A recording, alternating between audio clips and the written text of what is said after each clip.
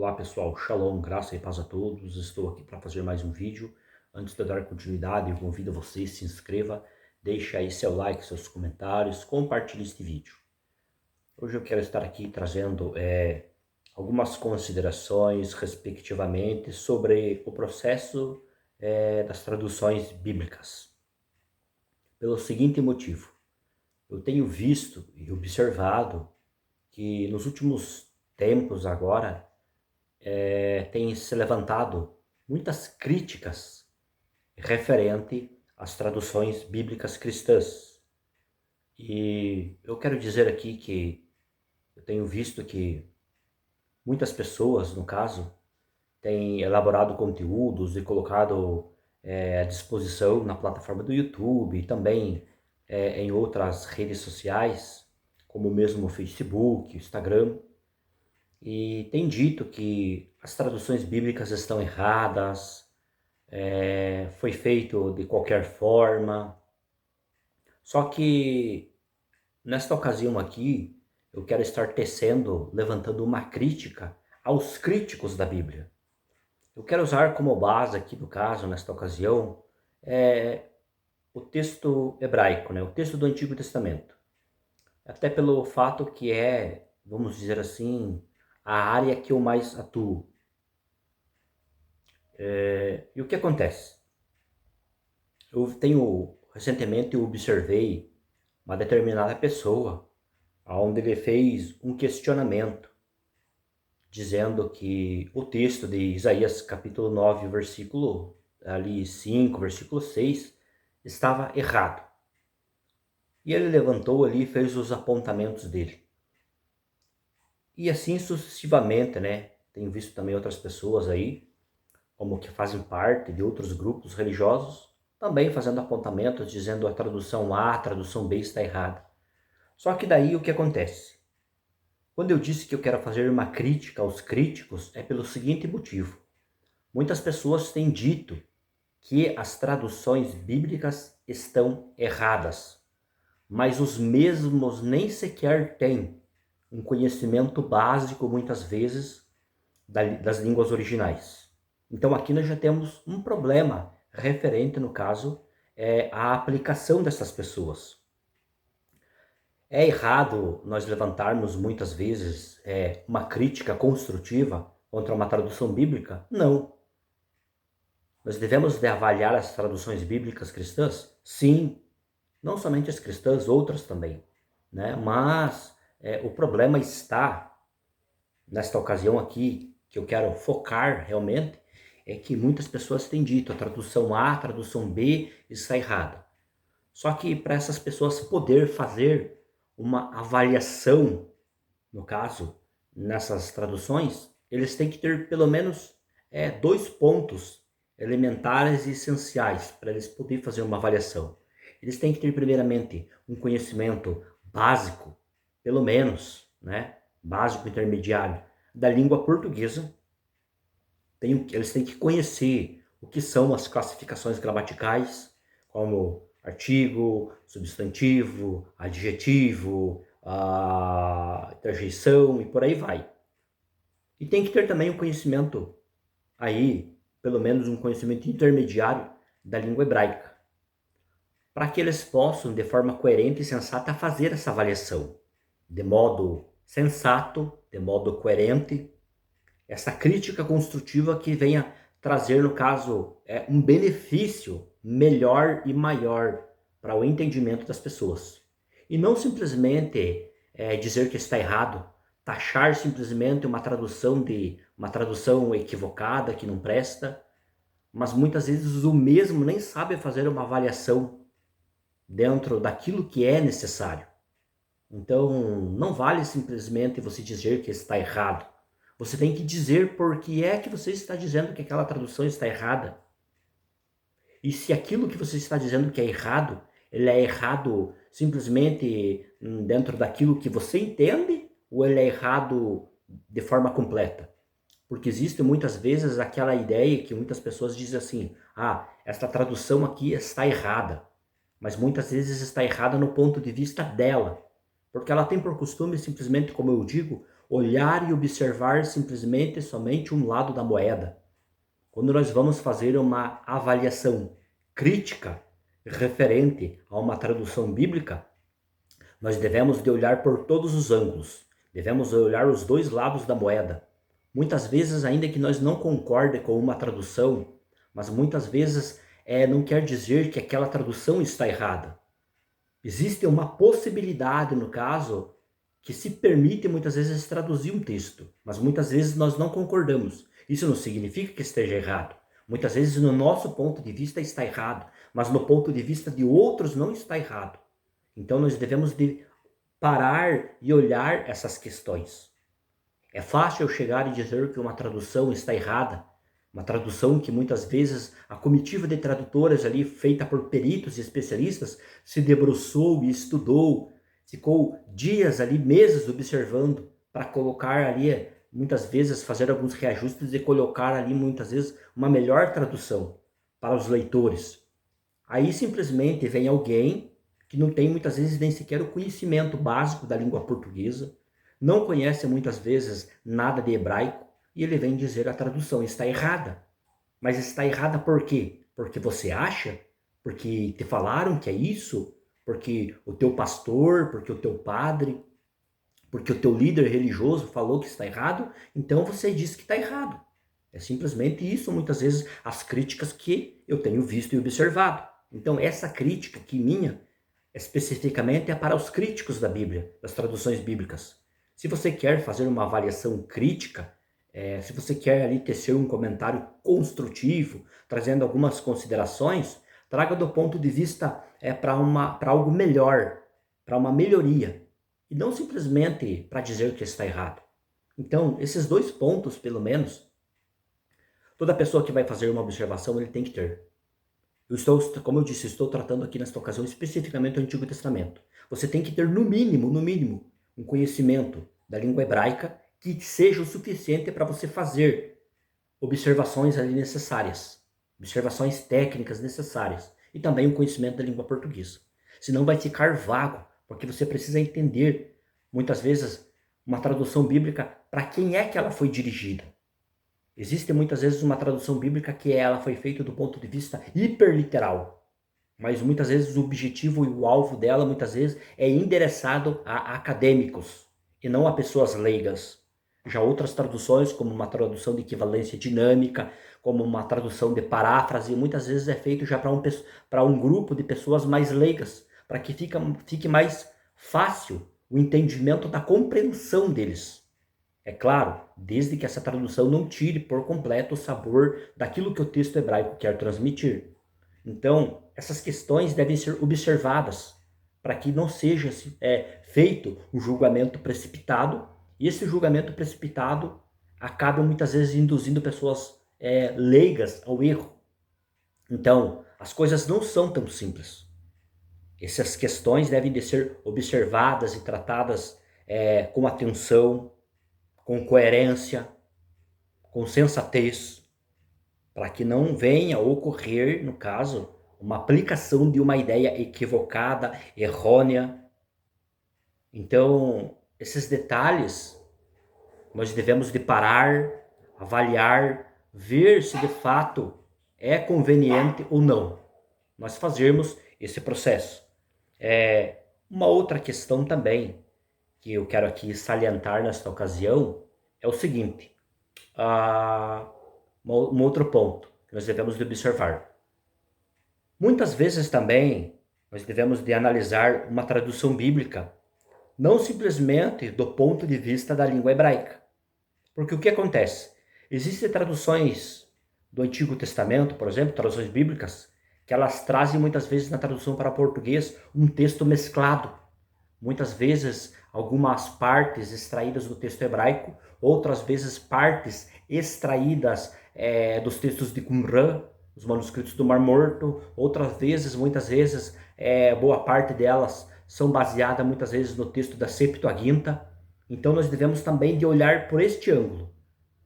Porque, como eu disse, muitas vezes nós pegamos uma tradução, comparamos com o texto hebraico e dizemos, não, essas palavras aqui, essa parte do texto não está no original, não está no texto hebraico. E muitas vezes, essa tradução que nós aplicamos ali uma avaliação dizendo que está errada, muitas vezes ela não está fundamentada 100% no texto hebraico.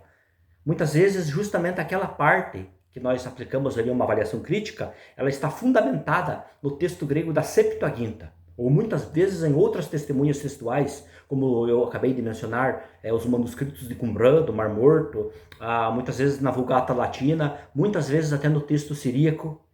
Então nós devemos de ser cautelosos quando formos fazer uma avaliação crítica, uma avaliação também construtiva, referente a um texto da Bíblia.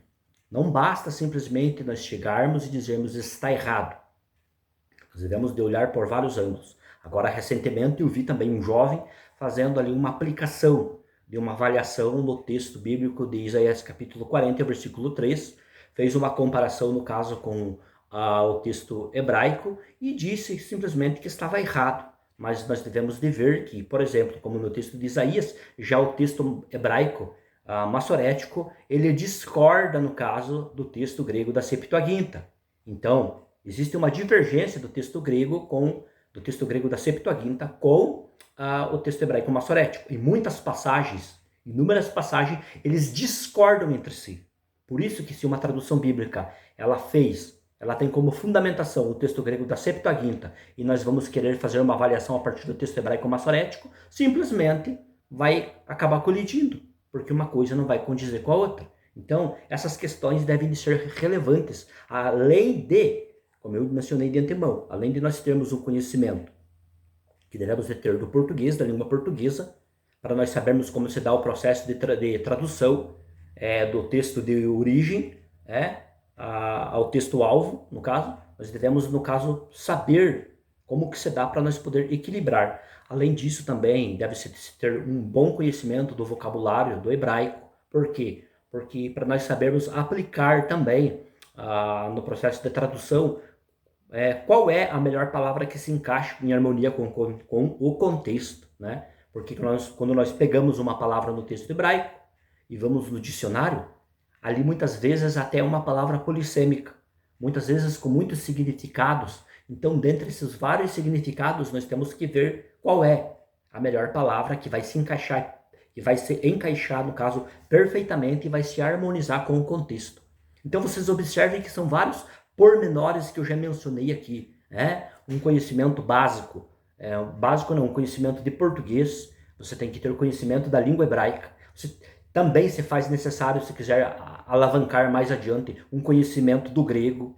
E além dessas três áreas, no caso que tem que ter o conhecimento, tem que também se analisar qual palavra, muitas vezes quando você vai fazer uma tradução, se encaixa melhor e está em harmonia com o contexto. Deve também, num quinto ponto, ter uma tolerância, uma margem de flexibilidade em entender muitas vezes que nem que aquele texto, aquela passagem, não venha condizer com aquilo que eu acredito, com aquilo que eu creio. Mas se existe uma margem, uma possibilidade de tradução, eu não devo dizer que está errado. Porque o que acontece? Muitas pessoas já vão olhar com um olhar dogmático, religioso, muitas vezes, para um texto bíblico, mesmo para o texto hebraico. E daí simplesmente, só porque aquela tradução não condiz com a fé dele, com o dogma dele, com a religião dele, ele vai dizer, não, isso aqui está errado. Mas muitas vezes, gramáticos, peritos na área da linguística, eles dizem, não, essa tradução é possível, porque tem fundamentação nisso, mais nisso, mais nisso, mais nisso. Não muitas vezes um gramático, 2, 3, 4, 5 peritos na área, e daí simplesmente diz, não, a tradução está errada. Você quer ver um exemplo que eu vou dar aqui? Por exemplo, a tradução de Gênesis capítulo 3, versículo 15. Né? Geralmente, a maioria das traduções traduzem ali a segunda vez que aparece a parte de Deus ali, substantivo Deus, a maioria das traduções traduz assim, né? E vós sereis como Deus. Porém, dentro da construção do texto hebraico, a tradução mais coerente ali, no caso que se harmonia com o texto, se harmoniza, e vós sereis como os deuses, e vós sereis como os seres divinos. Aí você apresenta peritos como o Dr. Edson de Faria Francisco, como a gramática de Bruce Walker, entre muitos outros, que eu já apresentei, dizendo, aqui o Bruce Walker traduziu como seres divinos. Aqui o substantivo Elohim, no caso, né? Aqui o Dr. Edson traduziu aqui como deuses. E muitos outros peritos na área. Mas teve pessoas que já falaram, não, aqui tem que traduzir como Deus. Por que ele diz que tem que traduzir como Deus? Por que para ele é regra isso? Porque se eu traduzir como seres divinos ou como deuses, o substantivo Elohim, a segunda ocorrência dele no texto hebraico, no texto hebraico de Gênesis 3:5, aquilo vai acabar colidindo com o pensamento e com a crença dele. Então, de acordo com o que ele aprendeu com o líder religioso dele, o texto diz assim, né, na segunda vez que aparece o substantivo ali Elohim, que é traduzido como Deus normalmente nas traduções bíblicas cristãs. E vós sereis como Deus, conhecedores do bem e do mal. Eu disse não, a melhor tradução ali é: e vós sereis como deuses, conhecedores do bem e do mal. Ou ainda, e vós sereis como seres divinos, conhecedores do bem e do mal. É uma possibilidade de tradução mais viável gramaticalmente falando. Mas tudo bem, se ele quer traduzir como Deus, se ele acredita que isso ali é a melhor tradução, ainda tudo bem. Só que o que eu fico muitas vezes chateado é que essas pessoas que dizem que tem que traduzir como Deus é obrigatoriedade, para eles é via de regra única, mão única. Eles dizem que não pode traduzir como seres divinos e nem como deuses, porque isso daí é uma tradução errada, porque não tem fundamentação gramatical, porque não sei o quê, simplesmente porque não se harmoniza, não está conciliado ali, no caso, com aquilo que ele entende. Por quê? Porque a mentalidade dele é estreita, ele pensa dentro de uma caixa, e tudo aquilo que ultrapassa esta caixa, que sai fora desta caixa, acaba colidindo com o mundo da realidade dele. Então, são muitas questões aqui, sabe, que eu tenho a dizer. Então, esta crítica minha é especificamente para os críticos da Bíblia. Principalmente aqueles que têm, muitas vezes, caído de paraquedas.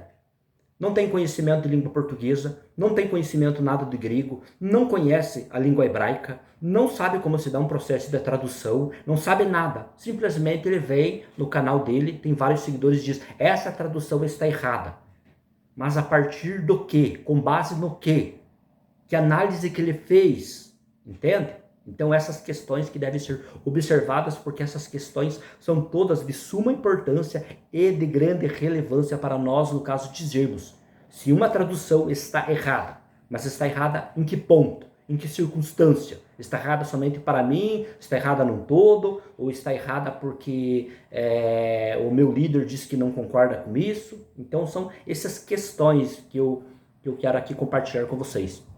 Então fica aqui já, quero trazer as conclusões aqui referente a isto, né, as minhas palavras finais aqui. Então, aqui, uma observação aos críticos da Bíblia. Para você fazer uma crítica inteligente, construtiva e sensata, você tem que ter, no mínimo, um conhecimento da língua portuguesa, você tem que ter um conhecimento do hebraico, um conhecimento do grego, tem que ter uma flexibilidade para saber qual a melhor palavra que se harmoniza, se encaixa com o contexto, e também, em quinto lugar, ter a flexibilidade também de analisar sem vínculos religiosos e dogmáticos. Por quê? Porque muitas vezes isso vai interferir de você entender qual é a realidade e o real sentido do texto dentro do seu referido contexto. E muitas vezes isso vai impedir também você de entender uma segunda possibilidade da tradução. Porque tem gente que é engessado. Ah não, a tradução tem que ser somente assim. Se fugir disso, está errado, sabe? É uma mão única. E nós sabemos que tem vários textos do Antigo Testamento que ele dá uma margem de uma possível segunda tradução. Como eu disse, isso só a partir do texto hebraico. E se o texto estiver fundamentado na Septuaginta? Aí nós temos uma outra questão. Como eu disse, o texto da Septuaginta, em várias passagens, discorda do texto hebraico massorético. Então essas questões devem ser analisadas, observadas todas. Simplesmente não adianta você vir nas redes sociais, no YouTube, e dizer assim: a tradução está errada, a tradução tal do Antigo Testamento está errada. Se você dizer que a tradução está errada, eu, como estudioso da língua, vou analisar o seu vídeo, e se estiver errado, no caso o seu vídeo for uma crítica sem fundamentação, eu vou estar automaticamente criticando a crítica que você fez. Por quê? Porque está simplesmente você trazendo um assunto, um conteúdo no YouTube que não tem fundamentação nenhuma. Então, essa crítica para os críticos. Vamos ser mais coerentes, vamos tratar com mais carinho e atenção o texto bíblico, e não venha simplesmente aí, né, com balela, com palavras tolas, dizendo a tradução está errada. Mas baseado no que? Você analisou no hebraico? Não, eu não conheço o hebraico. Analisou no texto grego da Septuaginta? Não, eu também não analisei. Ah, você não conhece nem grego nem hebraico? Não. Mas você fez uma avaliação a partir do que? Da língua portuguesa? Não, eu também não conheço muito bem o português. Simplesmente, mas por que você está dizendo errado? Ah, porque tal líder religioso falou isso, porque o ateu fulano de tal disse isso, porque o padre falou isso. É simplesmente baseado muitas vezes nessas suposições que muitas pessoas têm dito, que as traduções bíblicas cristãs estão erradas. No meu canal, no YouTube, eu tenho várias avaliações que eu fiz de traduções bíblicas, como até da nova NVI 2023. Mas as avaliações que eu fiz foi com flexibilidade, foi com análise gramatical do texto hebraico, analisando a partir do ponto de vista da sintaxe, o que os peritos dizem, se existe possibilidade para uma outra tradução ou não. Então, são dentro desses itens, desses pontos e muitos outros que eu analisei. Existe, como eu falei, passagens que não têm harmonia com o texto hebraico, mas têm harmonia com o texto grego. Então, são questões e mais questões que nós devemos de parar, observar e analisar. Eu vi muitas pessoas fazendo julgamento de muitos textos da Bíblia, fazendo má interpretação, dizendo que o texto de Isaías 9,6 está errado, o texto de Isaías 7,14 está errado, o chamar Israel lá de Deuteronômio 6,4 está errado, o texto de Gênesis 1,1 está errado, Salmo 23,1 está errado, 23,1 não, 23,4 está errado, Zacarias, vários textos, Daniel 7,25, 1,9, esse texto está errado, tá, mas baseado no quê? Você fez uma avaliação crítica de forma inteligente ou simplesmente fundamentado em suposições? Então, pessoal, essas questões devem ser levadas muito em conta e tratadas sempre de forma flexível, de forma inteligente, para que nós não venhamos a cometer erros. Só quero refrisar aqui os pontos importantes, pelo menos 5 que eu mencionei. 1. Para você fazer uma avaliação, você tem que ter conhecimento de português. 2. Conhecimento da língua hebraica. 3. De preferência, conhecimento do grego. 4. Você tem que analisar qual palavra, indiferente se é substantivo, verbo, o que for, se encaixa e se harmoniza melhor com o contexto. E 5. Analisar sem vínculos religiosos, sem vínculos dogmáticos. Porque muitas vezes, como eu disse, por causa de analisar com vínculos religiosos e dogmáticos, você vai acabar querendo ensinar que somente a tua tradução está correta. E a outra possibilidade da tradução está errada. E isso vai acabar interrompendo, muitas vezes, de trazer um ensinamento mais amplo dentro do seu todo. E também vale ainda observar que sempre devemos levar em conta as testemunhas textuais. Porque muitas vezes tem textos que não está baseado nem no hebraico, nem no grego, mas está baseado no texto siríaco. Se eu não estou equivocado, várias passagens do texto de Abacuque estão fundamentadas, algumas traduções fundamentaram no texto siríaco. Então, nós olhamos no texto hebraico, não tem. Olhamos na Septuaginta, não tem. Mas muitas vezes está baseado no texto siríaco. Mas o texto siríaco é posterior. Tá, tudo bem, mas tem uma fundamentação. Tem fundamentação aquela tradução. Não foi baseado e fundamentado no nada, dado no vazio. Então nós devemos de ser cautelosos, carinhosos, analisar com cuidado, entende?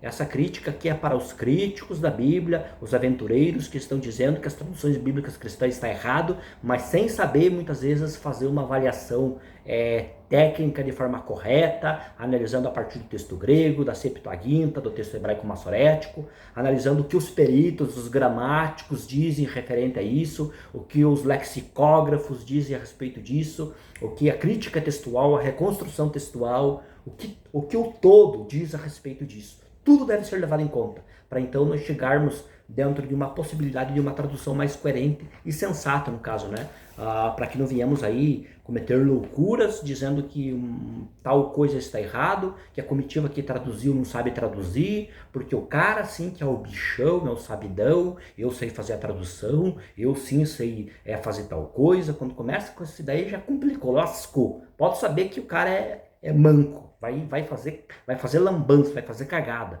Então, nós devemos de cuidar. Devemos de cuidar. Como eu disse, eu fiz várias avaliações de vários textos bíblicos.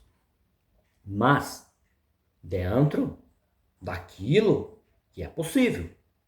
Né? Dentro daquilo que é possível. Não, dentro deste limite, essa tradução está errada. Essa tradução aqui, mais correto, de acordo com o ponto de vista gramatical, está correto. Por exemplo, vou dar um exemplo bem claro aqui. O texto de Juízes 6, 16 e 19. Eu fiz uma avaliação na nova NVI 2023. Ali diz que quem cortou os cabelos de Sansão foi um homem.